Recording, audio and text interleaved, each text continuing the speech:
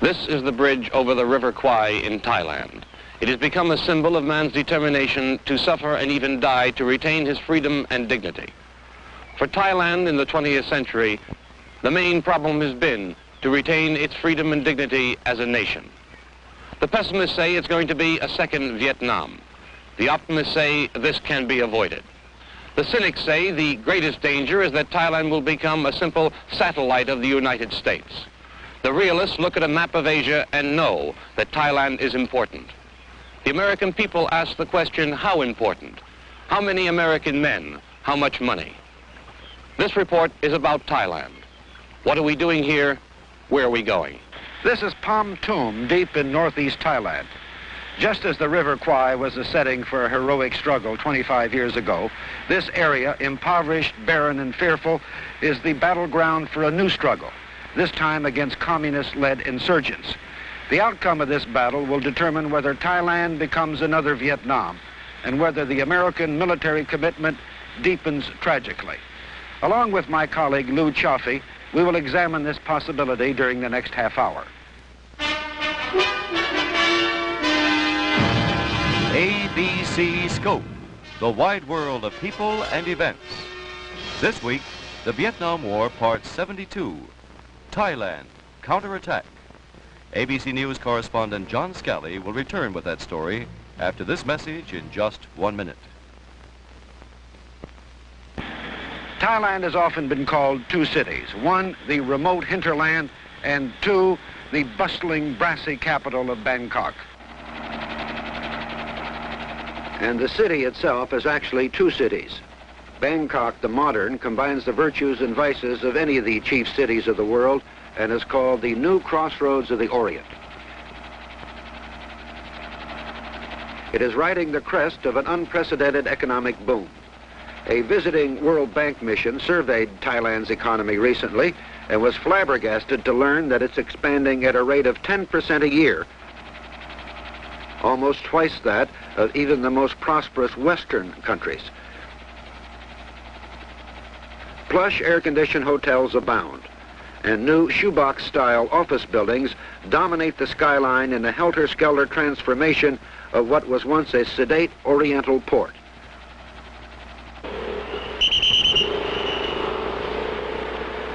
Traffic congestion has now reached staggering proportions.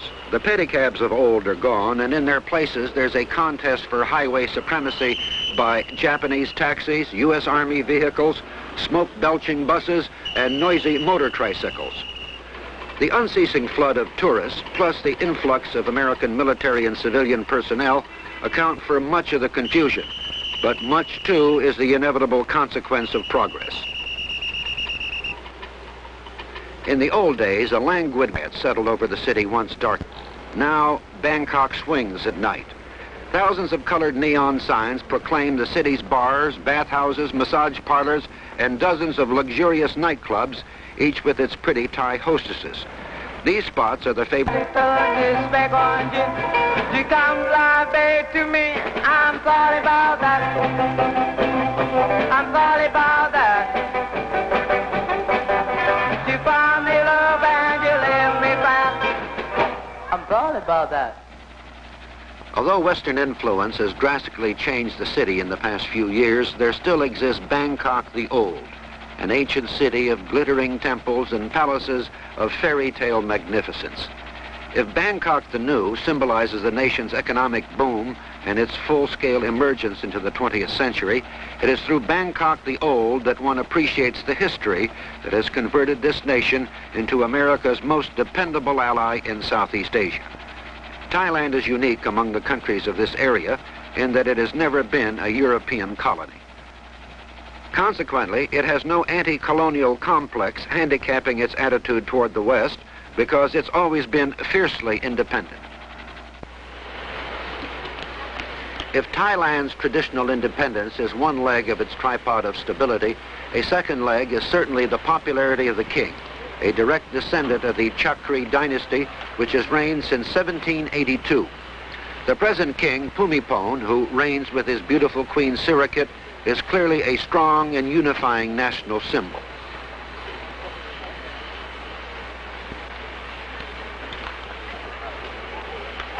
While the king has influence, the power of government lies with a coalition of military and civilian leaders led by Prime Minister Tanom Kittikachorn, an army field marshal who took office more than 3 years ago. The 400 temples scattered around Bangkok act as a magnet for the city's ever-increasing tourist traffic, and they symbolize the third bastion of Thailand's stability, the national religion, Buddhism. Fully 95% of the population are Buddhists. Unlike the Buddhism of Vietnam with its overtones of strident political involvement, the Buddhism of Thailand is reflective and inner-directed. The result, a national mood of continuity, even serenity, seen in the soaring spires and the intricate architecture of the elaborate temples.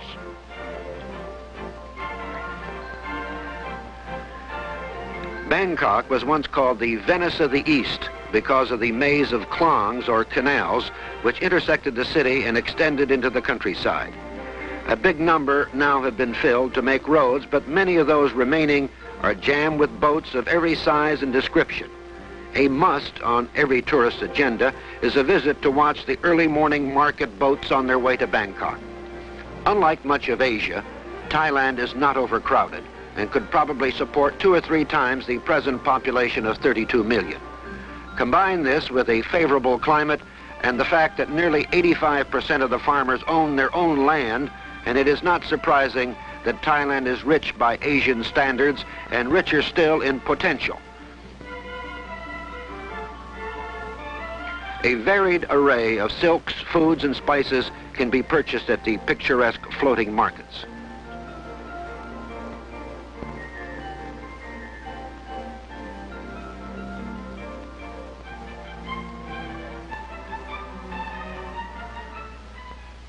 But it is not Bangkok's beauty or the nation's unity and prosperity that have made it the keystone for America's defense position in Southeast Asia. At this, the headquarters for the entire U.S. military presence in Thailand, American military leaders point out that Thailand and the United States see eye to eye in the need to stop communist expansion in Asia, and Thailand's geography and determination give it a crucial role. Most of the some 40,000 U.S. servicemen in Thailand are stationed at 7 air bases stretching from just outside Bangkok to an advanced outpost only 18 minutes flying time from North Vietnam. Under a unique partnership, all air bases remain Thai property. A Thai officer commands each one, even though the activity is largely American. However, the Thai Air Force not only maintains its own planes at each base, but has the task of providing ground and air security for the huge installations. These planes, American F-105s and Phantoms, take off from these bases daily to bomb targets in North Vietnam.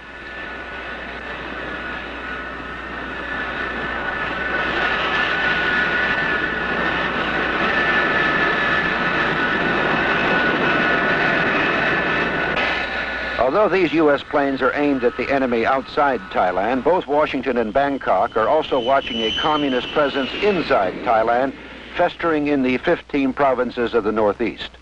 This area is the newest target of communist subversion. The implications of this threat were pointed out by Bangkok newspaper editor Kukrat Pramaj in an interview with correspondent Chofi.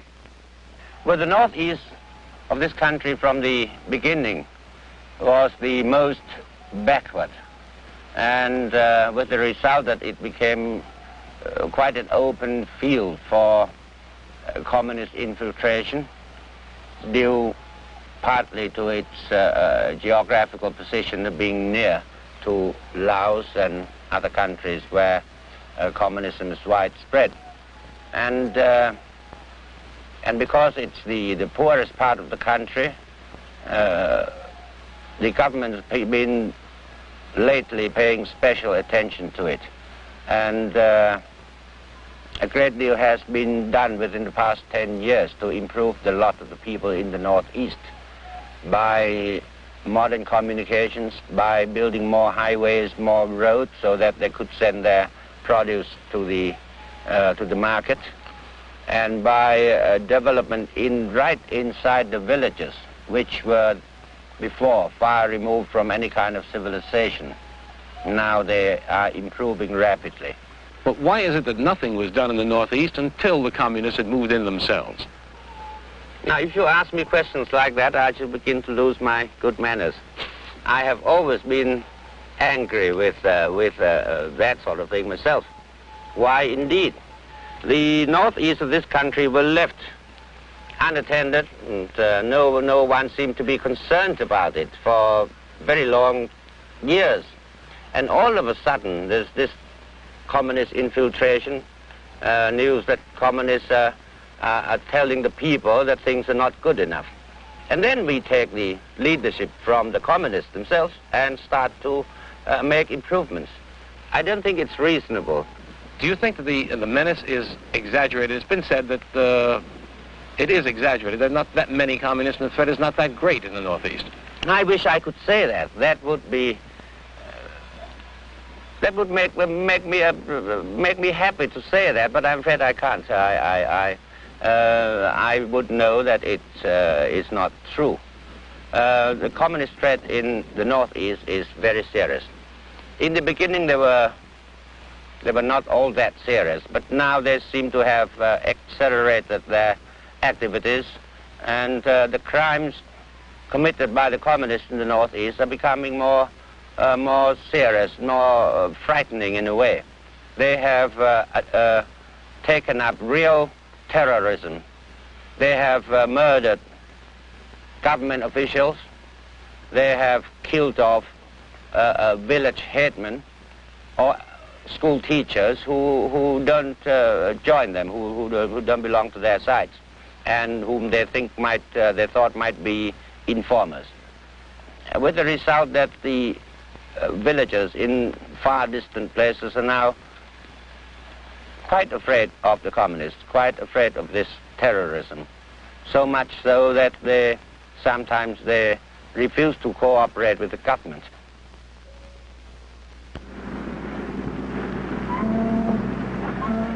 This is Bangkok Harbor, one of the busiest ports in Asia. It was the normal gateway for the modern equipment which poured into Thailand to transform its economic and military strength.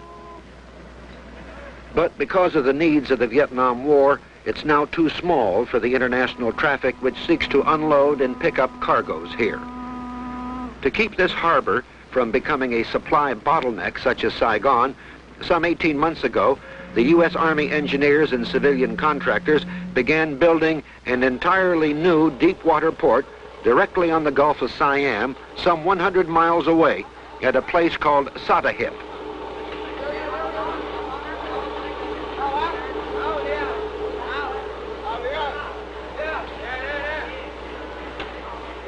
Now the port of Bangkok handles mainly civilian cargoes. Military supplies are put ashore at Satahip, which is directly connected by a new network of highways to the new air bases.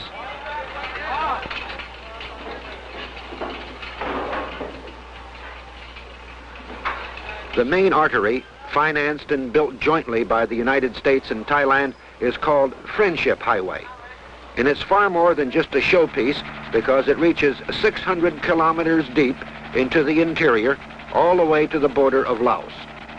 American helicopters manned by Thai pilots are the eyes and ears of some 30,000 Thai Army troops and police units who have the job of rooting out communist terrorists in the Northeast. As you fly over the dusty, frequently barren landscape, you can understand why the average annual income of the some 10 million people in this area is averaged $60 a year compared to $125 elsewhere.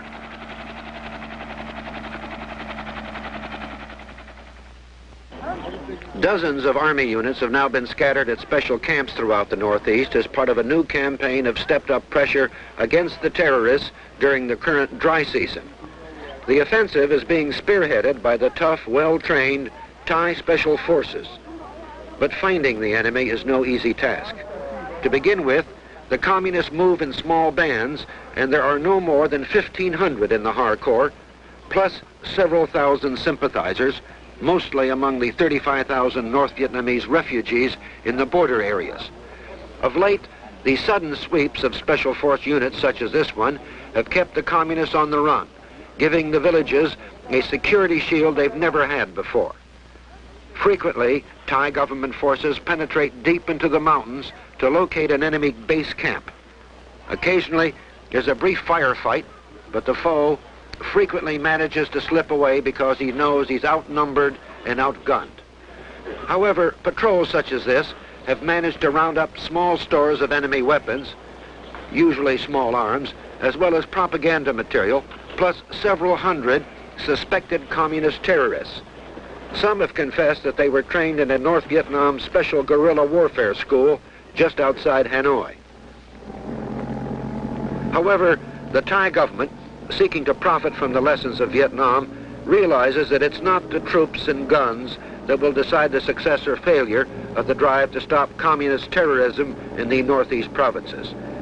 The targets must be not the communists, but the villages that the enemy hopes to subvert one by one until the entire region is aflame with rebellion.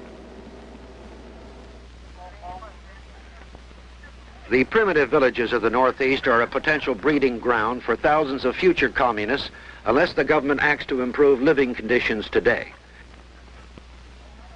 With economic help from the United States, the Thai government has launched a crash program of rural development. There is much to be done to convince the villagers that the government in far-off Bangkok cares about them. But a start has been made, and this year, as well as last, the Thais matched American aid dollar for dollar and provided all the personnel needed. 16 mobile development teams, each staffed by more than 100 persons, are now busy at work providing practical help for the villagers, particularly the youngsters.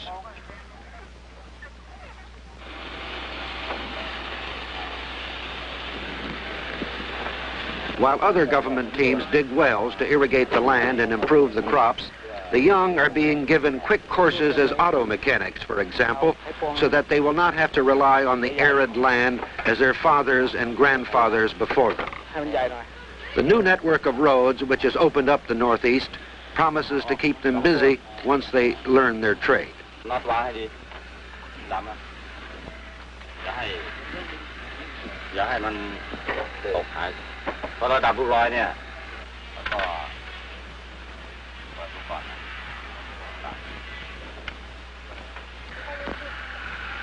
There's also a coordinated campaign to increase the output of handicraft and other homemade articles which can be sold at a profit not only to the tourists but to markets overseas where Thai goods are becoming increasingly popular. Even embroidery is being taught by government instructors to the very young in the Northeast, another example of how it's possible to tap the patience and talent of those who want to learn an ancient art which can flourish again at a profit in the 20th century.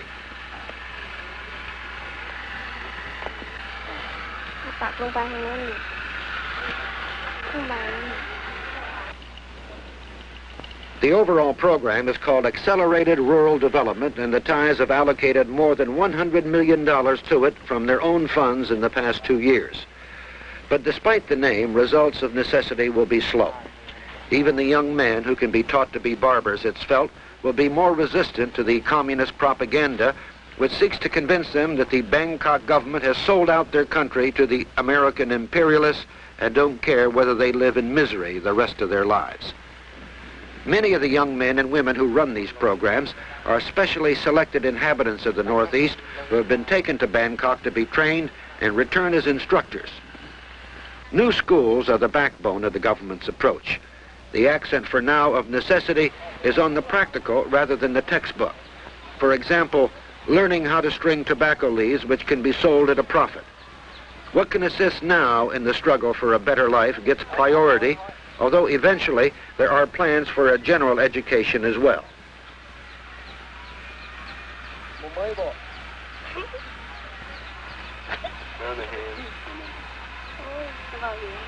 Some women are now being taught how to weave cloth. Thailand is the home of the brightly colored silk cloth, which is a favorite purchase of American tourists. And some of this now, and hopefully far more later, is turned out in small workshops in the Northeast. There is a long way to go, but in Thailand, progress is measured in small steps. Before we left Thailand, correspondent Chaffee and I discussed the future with Foreign Minister Tanat Koman in Bangkok. Mr. Foreign Minister, you're sending troops to Vietnam, and yet you're having insurrection problems of your own in the Northeast. Why? Well, we feel that we should share the responsibility in the struggle in Vietnam too. And perhaps it is because we feel, or we reach the conclusion, that the sooner the conflict in Vietnam is brought to an end, the better will be the situation in the northeast of Thailand. I mean by that if the war in South Vietnam could be ended soon, the communists would not have the facilities of indulging in subversive activities and insurgency attempts against northeast Thailand. I feel that the two situations have a close relationship, and we better go to the root of the problem rather than remain in the periphery of the problem. Well, do you feel that Thailand is going to be another Vietnam? It cannot be another Vietnam. As a matter of fact, if we are fighting the war in Vietnam, if we are joining with our friends and allies in fighting the war in Vietnam, it is with the hope that there will be no second Vietnam, no third Vietnam. As a matter of fact, no other Vietnam, meaning no more aggression in this part of the world. I think the military protection of the United States has brought peace and stability to Europe. Would you deny the same benefits to Asia? I hope the answer will be positive and not negative, because in the present world there are only two military umbrellas, the Soviet one and the American one. There are no other military umbrellas elsewhere. Therefore, since American military umbrella has brought peace and prosperity to Europe, I hope that it can extend the same benefits to Asia, for which you, the generous American nation, will earn gratitude from millions of people in this part of the world. John Scally will have a final word on Thailand counterattack after this message in just 1 minute. We began this report in northeast Thailand, and we close here in one of the villages in the same area. It's impossible to answer with accuracy and certainty the question, will Thailand become another Vietnam? But speaking as one reporter, I don't think so. I am more impressed by the differences than with the similarities between Thailand and Vietnam. In Thailand, the king acts as a powerful unifying force. 85% of the peasants own their own land, and over 90% of the people are Buddhists, and the monks stay out of politics. It's true that there has been an American military buildup of sorts, some 40,000 now, but 9,000 of these are engineering and construction troops that are building roads, highways, installations, and even a deep port. The others are American Air Force personnel who are located at 7 American bases flying missions against North Vietnam. In the critical Northeast, there are no American troops in action. Thais have even taken over as helicopter pilots, ferrying in Thai troops into military action in this area. Even more important, any objective visitor would have to conclude that the Thais are making encouraging progress in satisfying the yearnings of the villagers for a better way of life. Progress which comes at the point of a gun is always uneven, sometimes an illusion. But the progress that is visible here, I believe, is a sign that the Thais are on their way to solving their problem without the need for direct American military help. This is John Scally, ABC in Pontum, Thailand. This has been ABC Scope, the Vietnam War, Part 72, Thailand, Counterattack.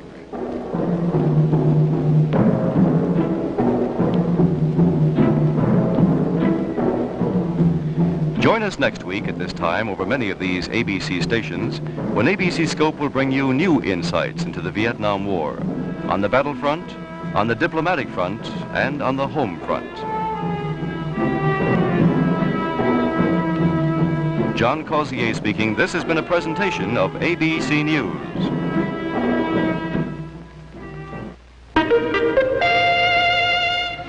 Step right up as ABC presents Carousel, starring Robert Goulet, Pernell Roberts, Marlon Mason, and introducing Mary Grover. See Carousel tomorrow night on ABC.